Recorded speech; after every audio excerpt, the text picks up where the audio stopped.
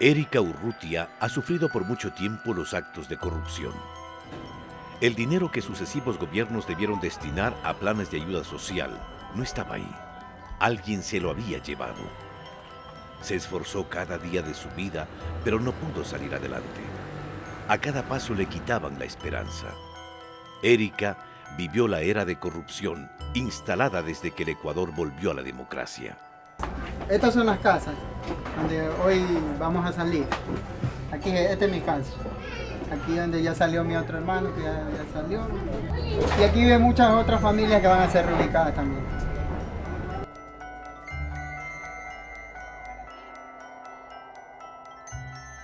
Dormíamos en esta parte de acá atrás. Aquí teníamos la cama con mi esposa, acá dormían las bebés. Este es los pilares del puente, las vigas. Sí, caía bastante agua y nos mojábamos, ya por lo cual tuvimos que cambiar los cuartos allá, como le dijo mi esposa. Pero con el pasar del tiempo el puente se ha ido deteriorado y ahora drena agua por él.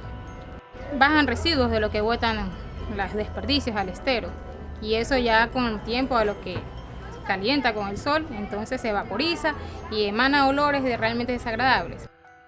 Me puedo llevar recuerdos buenos, gratos, como también recuerdos negativos. Eso sí te puedo asegurar que los negativos se van a quedar aquí. Pienso llevarme los buenos recuerdos, los positivos.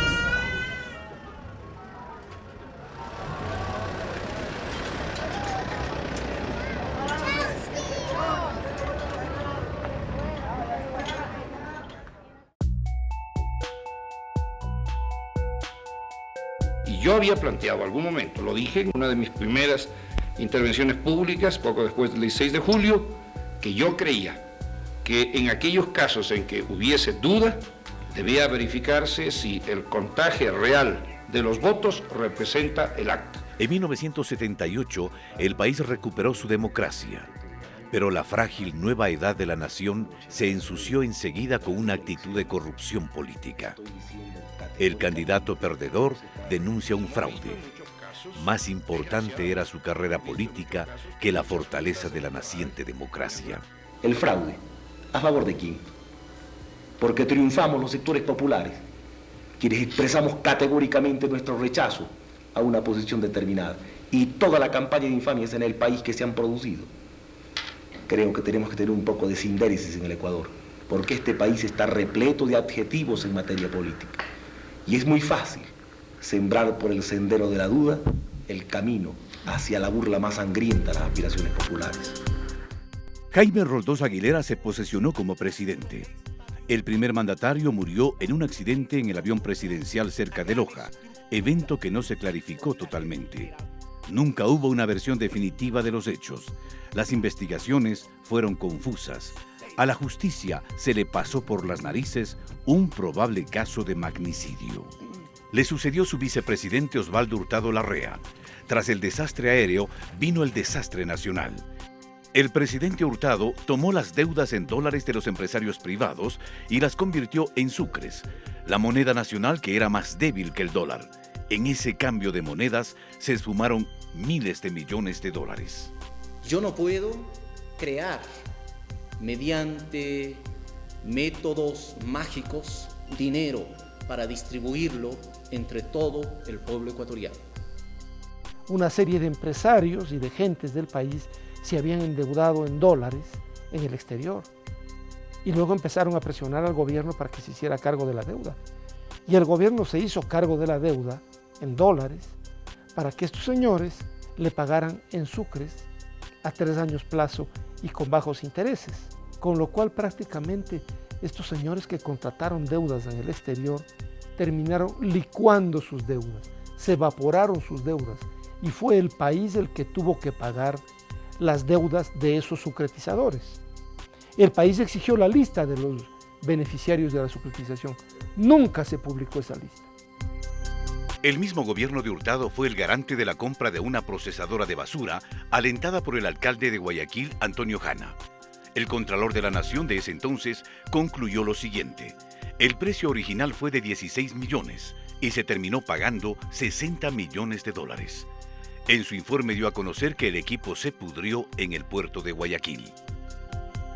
Muy cerca de este escándalo y otra vez en Guayaquil, se fraguó otro, de la construcción del nuevo terminal terrestre. La Comisión de Tránsito del Guayas adjudicó a dedo la construcción de esta obra. La empresa extranjera, a su vez, contrató a Matrixa para la construcción de las vigas y las rosetas que no se fabricaron de acuerdo a las necesidades del edificio. El terminal pudo ser ocupado un año después y de manera parcial, pues se comenzó a derrumbar. El Estado ecuatoriano se perjudicó en $100 millones, pues le tocó reparar los daños. Ninguno de los involucrados en este caso fue sancionado.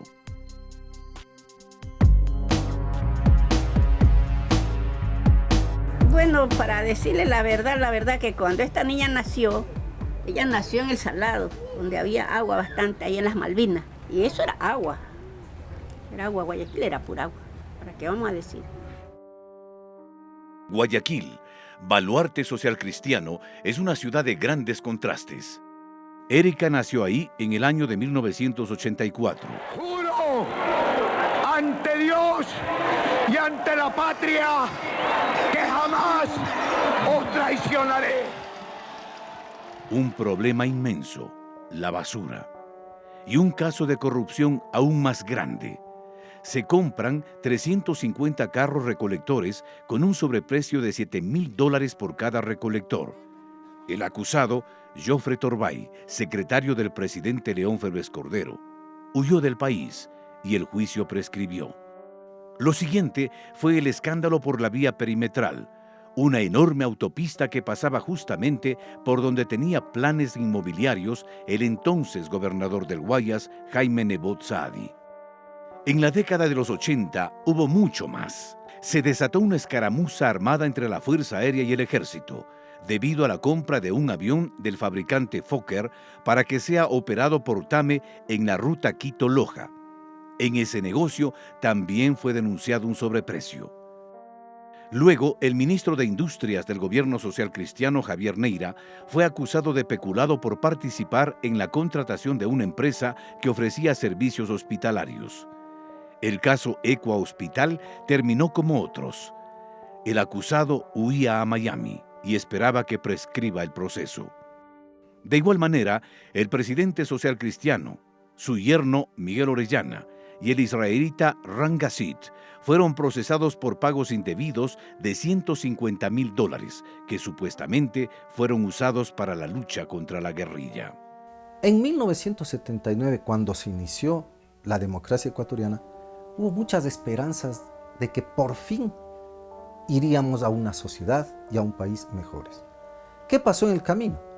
Décadas de los 80 y los 90 se construye un modelo empresarial de desarrollo inspirado en los principios del mercado libre, la empresa privada abierta, etc., que condujo a un deterioro de las condiciones de vida y de trabajo de la población y que alimentó la corrupción en el país.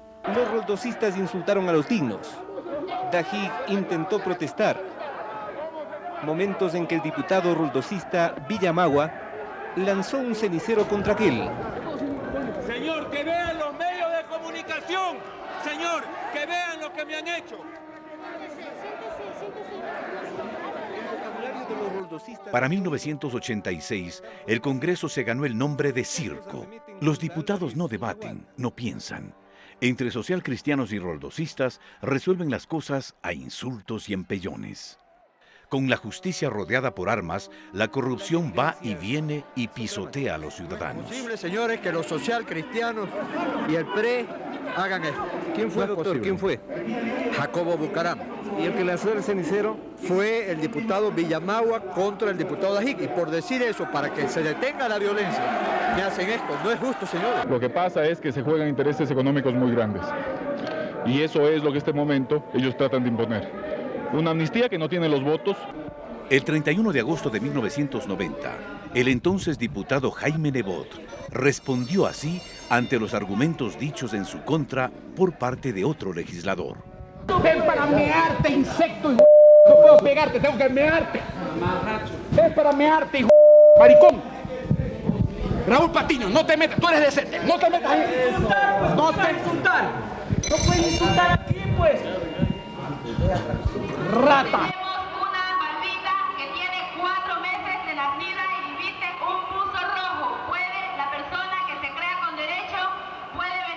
Elsa Bucaram es la alcaldesa de Guayaquil.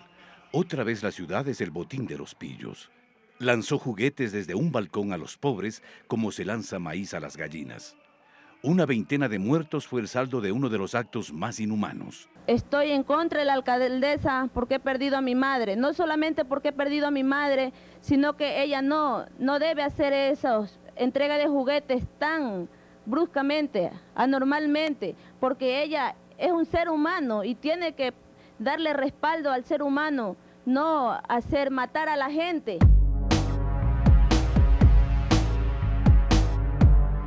Mi primera escuela era la María Luisa Solís Sánchez. Cuando yo estaba estudiando había primero, segundo y tercero en el mismo aula. Eran las banquitas donde uno se sentaba uno encima de otro. Le digo uno encima de otro porque en la banquita donde yo estaba nos ponían 3 flaquitos juntos. Y esas banquitas que se tambaleaban de un lado para el otro. De madera eran, pues. Ya, no tenía contrapiso, tenía este piso. Así era en tierra. Y a las horas de recreo, como no era cercado, nosotros nos cogían los profesores y nos sacaban por partes. Nos sacaban primer año, segundo, tercero, así sucesivamente. Aquello que muchos estimamos es una última oportunidad. Justo cuando Erika Urrutia asistía a la escuela primaria, Sixto Durán Ballén ganó las elecciones. Y el Partido Social Cristiano conservó sus influencias y volvieron a las de siempre. Se conoció cómo fue otorgado un formidable préstamo a los propietarios de una empresa financiera en bancarrota. Nadie se olvida de Flores y Miel, tampoco de la impunidad, y la justicia sitiada por el presidente para salvar a sus parientes. Se propiciaron leyes para quitar los controles al sistema financiero.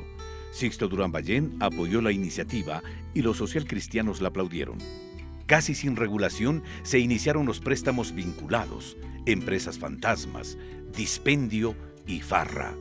Se había sembrado la semilla de una quiebra del sistema financiero. Siempre la ambición puede más. En el gobierno de Durán Ballén se construyó una bomba que estallaría 4 años más tarde. Yo creo que hay muchas, variadas formas de corrupción de la política. Desde leyes hechas con dedicatoria, como la famosa Ley de Instituciones Financieras del gobierno de Sixto Durán Ballén, que según dijera el doctor Carlos Julio Arosemena Monroy, expresidente de la República, fue una ley preparada para de este modo dejar listo el escenario para el atraco bancario del año 1999.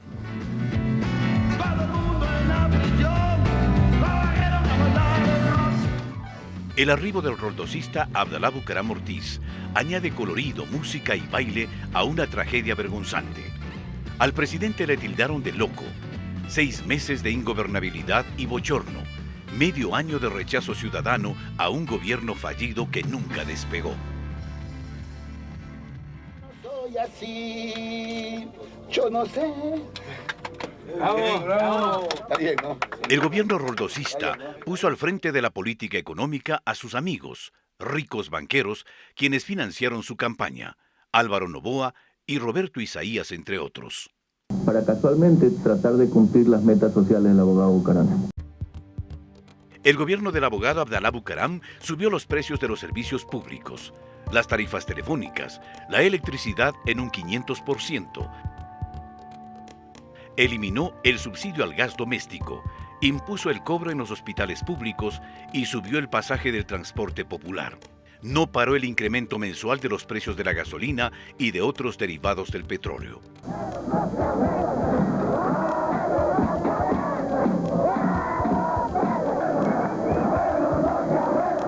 Todo parecía ser un asalto a mano armada a las aduanas. Todo olía a protección del sillón presidencial. Dejando la democracia rebajada al nivel de vergüenza, el gran protagonista simplemente se mandó a cambiar. Y esa misma tarde, voló para no volver. Abdalá Bucaram abandona el país en las primeras horas de la tarde. Así como para los historiadores, el gobierno de Ignacio de Veintemilla en el siglo XIX es, por llamarlo así, el más corrupto de la época. No hay duda que en el siglo XX algunos gobernantes pasarán como los más corruptos en la historia ecuatoriana. Y en la fase constitucional siempre se tendrá por miras lo que ocurría en aquel escandaloso gobierno que presidía Abdalá Bucaram. ¿Qué pasaba por entonces? Bueno, la ciudadanía olvida muchas cosas, pero hay que recordar esos hechos a fin de tener en cuenta que comparativamente hablando, abatir la corrupción también implica decisiones políticas, por más que éstas sean bien difíciles para solucionar el tema. El siguiente presidente es interino, Fabián Alarcón Rivera y su inseparable edecán, Lucio Gutiérrez. Alarcón era uno de los 2 diputados del partido alfarista y logró los votos suficientes para ser presidente. ¿Qué ofreció a cambio? Con una elección tan torcida, Fabián Alarcón pasó a ser parte del top 10 corrupto. Lo hace con el caso Andrade Gutiérrez. La Contraloría General de la Nación inició un proceso debido al pago de un dinero que la institución consideró que no se debía cancelar. La acusación fue recogida por la justicia y meses después fue sobreseído. Usted preside la República en una etapa de profundos cambios institucionales. Sin contar con las andanzas de César Verduga, su hombre de confianza, quien fue acusado de haberse apropiado de fondos secretos. Se inició el juicio y el acusado salió del país. Y las de su hermano Franklin, involucrado en múltiples denuncias de las memorables raterías de la Garita 3, un prolijo sistema de extorsión que afectó a los usuarios de los choferes de la terminal terrestre de Guayaquil. No olvidemos que en este gobierno tan breve y tan corrupto se produjeron las masivas importaciones de ropa usada y el robo de las ayudas internacionales llegadas para los damnificados del fenómeno del Niño. Realmente, si queremos hacer una historia de la corrupción en el país, tendríamos que escribir una obra en muchos tomos. Yamil Maguad pagó rápido sus culpas. Los banqueros le financiaron su candidatura. El aporte de Aspiazu, Maguad, Pons y Ramón Yulí le pidieron una contribución que estuviera al nivel de otras donaciones hechas por Álvaro Guerrero, Fidel Egas, Guillermo Lazo, Nicolás Landes, Roberto Vaquerizo, Danilo Carrera y Medardo Ceballos, todos ellos banqueros. Yulí mostró cuentas y cheques a quienes se pagó con el aporte de Aspiazu. En el que se indica claramente dónde se gastaron los $3.100.000 que el doctor Aspiazu nos entregó. Una vez instalado su gobierno, desde el primer día, Maguad nombra a reconocidos banqueros en su gabinete. Guillermo Lazo, del Banco de Guayaquil, se convierte en el superministro de Economía. Álvaro Guerrero Ferber, desde la Previsora, presidente del Consejo de Modernización. Fernando Guerrero Ferber, también de la Previsora, va al Banco Central. Medardo Ceballos Balda, del Bancomex, se convierte en embajador en México. Ana Lucía Armijos, de la Asociación de Bancos Privados, en ministra de Gobierno y luego de Finanzas. Declarar un feriado bancario por el día de hoy, lunes 8 de marzo de 1999. Pronto muchos de los bancos se quedaron sin dinero.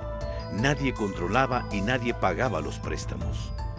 El gobierno comienza a firmar cheques para tratar de salvarles. Un presidente de la República defendiendo a los banqueros y aliado al alcalde de Guayaquil, León Febres Cordero, del mismo Partido Social Cristiano de siempre. Juntos dijeron que los bancos eran puros y castos y defendieron a los banqueros. Y de que no quieran, ustedes me conocen, yo no me ahuevo jamás. El colapso, acunado en el gobierno de Durán Ballén, estalla y es imparable. La banca colaboró con millonarias cantidades en dólares para la campaña de Maguad. Y eso explica por qué Maguad luego toleró y encubrió a la banca en todos sus desafueros que llevaron hasta la quiebra bancaria sucesiva de tantos bancos, porque él estaba en deuda con esos bancos que le habían financiado la campaña. El gobierno jamás va a incautar, jamás va a confiscar las cuentas de nadie. No tenemos ni para comer ni para una taza de leche, señor. Tengo yo muchos hijos y no tengo ya que darles buey. Yo solo lo que vivía es de los intereses. Abran las cuentas y los niños todos afanosos. Hacen abrir las cuentas y ilusionados y ahora van a perder todo, no es justo. Sí, todos mis ahorritos que tenía yo para vivir. El feriado bancario es inevitable. Congela los ahorros y luego se asesina al sucre, la moneda nacional. A veces se hace más escándalo del negociado público. Pero ¿qué decir del negociado privado, como el que ocurrió en 1999, con un grupo selecto de banqueros? Ese es un delito de cuello blanco.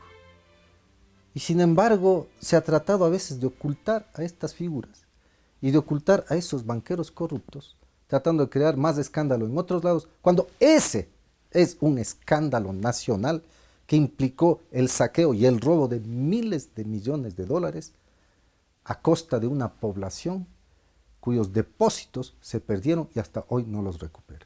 El Ecuador está sumido en la mayor crisis de su historia. Ecuador dolariza su economía y Gustavo Noboa la ejecuta con precisión. La tragedia se repite con secuelas tristemente célebres, compatriotas desolados, el país en crisis. Las fechorías están a la orden del día. Solo 3 banqueros, Roberto Aspiazu, del que un día fue el Banco del Progreso, Alejandro Peñafiel, del quebrado Banco de Préstamos, y Nicolás Landes, del ex Banco Popular, estuvieron presos. El resto, bien gracias, disfrutando en el exterior con el dinero de los ecuatorianos. Leonidas Ortega, del ex Banco Continental, los hermanos Roberto y William Isaías, del ex Filambanco, Roberto Vaquerizo Valenzuela y Washington Álvarez Valenzuela, del ex Banco La Unión. Son algunos de los nombres que figuran en la larga lista de banqueros que estafaron a sus clientes. Y como si nada, medios de comunicación involucrados. Periódicos que se jactan de independientes y objetivos como El Universo es liderado por quien fue uno de los principales y más cercanos abogados del banquero Roberto Aspiazu, Hernán Pérez Luce, editorialista y accionista del diario guayaquileño. Si de algo las personas que participamos en la formación y en la elaboración de la nueva Constitución, el doctor Aspiazu debería en este instante levantarse de donde está sentado y salir de este edificio. Y así lo vamos a hacer. El caso de la quiebra de Filambanco es emblemático. La otrora solvente entidad bancaria se liquidó por 2 ocasiones. La primera en manos privadas y la segunda por acción estatal.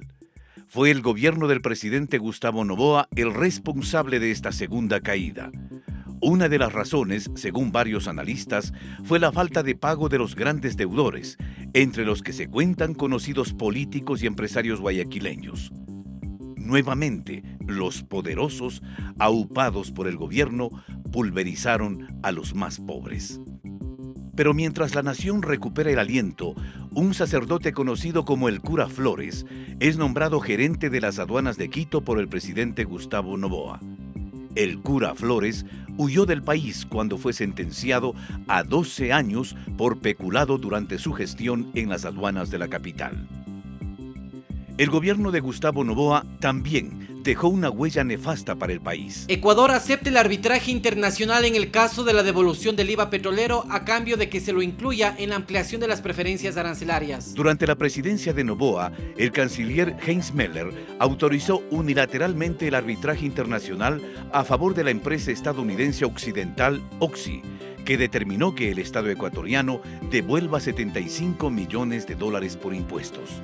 Hoy día el presidente está firmando el decreto de 0 aranceles para importación de materia prima, insumos... 6 meses después de terminar su gobierno fue acusado por el, en ese entonces, diputado socialcristiano León Febres Cordero de ocasionar perjuicios al país por $9.000 millones en el proceso de reprogramación de la deuda externa en julio del año 2000. Noboa, entonces, decidió salir del país para refugiarse en República Dominicana. ¿Cuándo viaja? Todavía no sé, vamos a ver. donde permaneció 2 años. Aquí está nuestra única esperanza, aquí está nuestro candidato presidencial, el candidato del pueblo, Lucio Gutiérrez, con ustedes, compañeros, compatriotas. Vamos a sacar el número 3 y bum bum bum contra la corrupción. Bum bum bum contra la corrupción, y con esto les vamos a cortar los dedos y las uñas a los corruptos. El 15 de enero del 2003, el golpista Lucio Gutiérrez empieza traicionando uno de sus principales ofrecimientos de campaña: terminar con la corrupción. Según datos publicados en el diario Hoy, el 1 de enero de 2005, durante el primer año y medio de gobierno se había hecho público al menos 50 actos de corrupción que involucraban directamente a instituciones que dependían del gobierno central.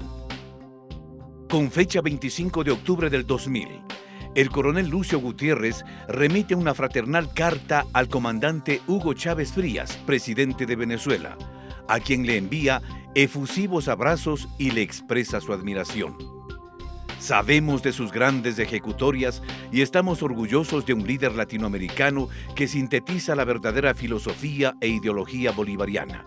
Es decir, que está reivindicándose nuestra historia con usted en la presidencia de esa gloriosa Venezuela, dice Gutiérrez, quien no solo adula al mandatario venezolano, sino que se esmera en alabar al comandante cubano Fidel Castro, a quien califica como un hombre que se ha constituido en ejemplo de la defensa de la dignidad, autoestima, orgullo y soberanía de nuestros pueblos. Presidente, ¿cómo está? Buenas tardes. Encantado de saludarlo. Sí, gracias. Muy bien. El honor es mío. Para mí, Lucio Gutiérrez continúa traicionando sus principios. Viaja a Washington acompañado de sus funcionarios, quienes tomaban las decisiones de la política económica. Y para los fotos. Muchas gracias. Ok. Yes, sir. How you doing? Muy bien, muy bien. Muy contento, sí. ¡Ándale! Gutiérrez, el camaleón, aliado de los socialcristianos y Pachacuti, se declara un servidor incondicional de George Bush, expresidente de Estados Unidos. El señor presidente Bush está muy abierto y muy dispuesto y muy preocupado por la situación de pobreza que existe en el Ecuador. Nosotros le hemos dicho que queremos convertirnos en el mejor amigo y aliado de los Estados Unidos. De nada le sirvió al militar golpista cambiar su traje safari por el de civil, ni pedir con insistencia a los periodistas que dejen de llamarlo coronel y que le digan ingeniero. El pueblo no come cuentos. La traición no cambia de vestimenta, como tampoco la incoherencia ni la falsedad. Hemos colocado una piedra. Si todos los ecuatorianos colocaríamos una piedra, tendríamos 13 millones de piedras. Y si todos los días haríamos este trabajo, todos los días tendríamos una inmensa cantidad de piedras. Las visas a ciudadanos chinos a través de sistemas dudosos se sumó a la intervención en el Tribunal Electoral y, sobre todo, el reemplazo de los magistrados de la Corte Suprema de Justicia. ¡Pichi fuera! Las imágenes de los medios no se han olvidado. Partidarios de Gutiérrez dispararon a los manifestantes desde el edificio del ex Ministerio de Bienestar Social. El pueblo rechazó la corrupción sistémica y derrocó al coronel. Mirando a mi madre, que desde el cielo me bendice, desde este altar de la democracia y frente al pueblo de la patria, quiero decirles que prometo cambiar al país o morir en el intento. Ahí va a elevarse el helicóptero, señores. Se va Gutiérrez. Se va Lucio Gutiérrez. Señores, un helicóptero del ejército ecuatoriano le ha sacado del Palacio de Carondelet. En esta imagen se aprecia a Gutiérrez corriendo despavorido de vuelta al helicóptero. Al intentar subir, la desesperación lo hace resbalar. Prohibido olvidar. Osvaldo Hurtado, sucretización. León Febres Cordero, sobreprecio, peculado, caso Equa Hospital. Sixto Durán Ballén, préstamos vinculados, caso Flores y Miel. Leyes para quitar los controles al sistema financiero. Abdalá Bucaram Mortiz. Ingobernabilidad, escándalos, corrupción. Fabián Alarcón Rivera, corrupción, caso Andrade Gutiérrez. Apropiación de fondos públicos, extorsión. Yamil Maguad, feriado bancario. Éxodo de ecuatorianos al exterior. Gustavo Noboa, peculado, caso Cura Flores. Reprogramación de deuda externa. Segunda quiebra del Filambanco. Lucio Gutiérrez, corrupción, nepotismo, pichicorte.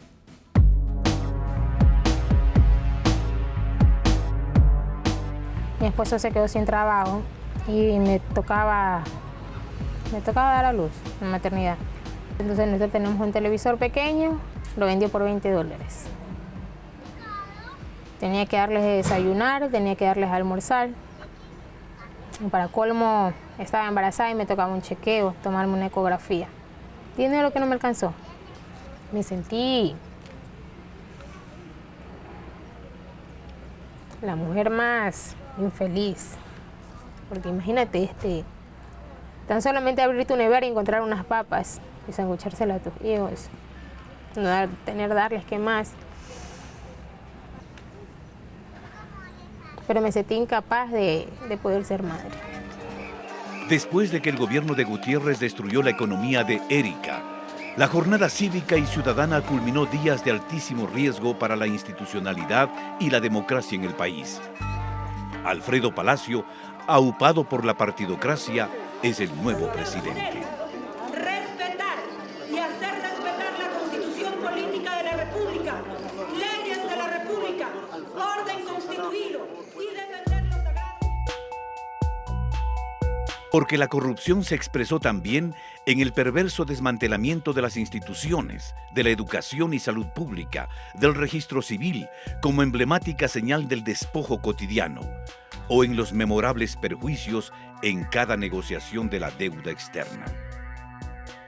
Se hacía de la vista gorda en la repartición del pastel de las telecomunicaciones. Este fue un sistema que funcionó muy bien para enriquecer a muy pocos. Se llegó al extremo de tratar de privatizar los correos por la miseria de $15,000 al mes. Hasta ahora es difícil conocer hasta dónde llegaron los tentáculos de la corrupción. Tanto se ha metido la corrupción en la esencia del Estado ecuatoriano que quienes antes fueron procesados ahora dan lecciones de moral. Y ciertos medios las replican sin vergüenza ni beneficio de inventario. Basta que algún descalificado aventure acusaciones que logra atención mediática. Realmente el cinismo de Rafael Correa no tiene límites. Yo, en cambio, me comprometo a demostrarle a usted, Rafael Correa, y a todo el pueblo ecuatoriano, no menos de 10 actos de corrupción que usted, Rafael Correa, protege. Existen 8.000 denuncias de corrupción de este gobierno que no han sido tramitadas. Los ecuatorianos no somos comunistas ni extrema izquierda, una extrema izquierda trasnochada que se quiere tomar este país. Yo pienso que el Ecuador debe en serio plantearse que este gobierno que dijo que iba a ser de manos limpias y corazón ardiente, no lo es. Ya son demasiados los actos de corrupción graves que existen en esta administración. Si entre 1979 y 2006 se fue construyendo un sistema económico al servicio de élites ricas, se fue desinstitucionalizando al Estado, decayeron las condiciones de vida y de trabajo de la población. Esa clase política y esos profesionales de la economía y de la cultura política del pasado, comprometidos con esa situación, no pueden ahora darnos ejemplo de lo que hay que hacer en el país. El país entero lo que debe reconocer es quiénes fueron aquellos que construyeron ese viejo sistema que hoy tratamos de superar, y entonces no puede ser que ellos vengan y nos den lecciones para el presente. Alguna vez un exgobernante me dijo, un presidente no puede estar cuidando las uñas de todos sus colaboradores, pero Cuando un gobierno crea mecanismos anticorrupción, cuando un gobierno se propone perseguir a los corruptos, yo creo que ese es un gran punto de partida para frenar la corrupción.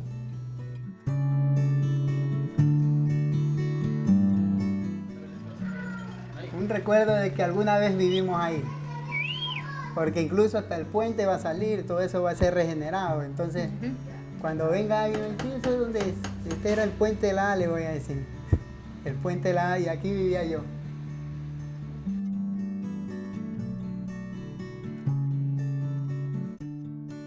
Depende de la pregunta, ¿en qué cambia? Yo digo cambia en un 100%, porque ¿cómo vamos a comparar la casa que tenemos ahora con la anterior? Con la Revolución Ciudadana nuestra vida ha cambiado, que nuestros hijos puedan tener una educación de calidad, más de la que nos brindan los profesores que ya se encuentran ahí, porque basta que con ellos nos den esas ganas y ese entusiasmo de que los pelados quieran estudiar día a día. Fueron 33 años de nada, de vacíos, de abusos y corrupción. Toma tiempo rehacer tanta desidia, pero es el compromiso. Hoy Erika habita en una casa llena de luz y esperanza.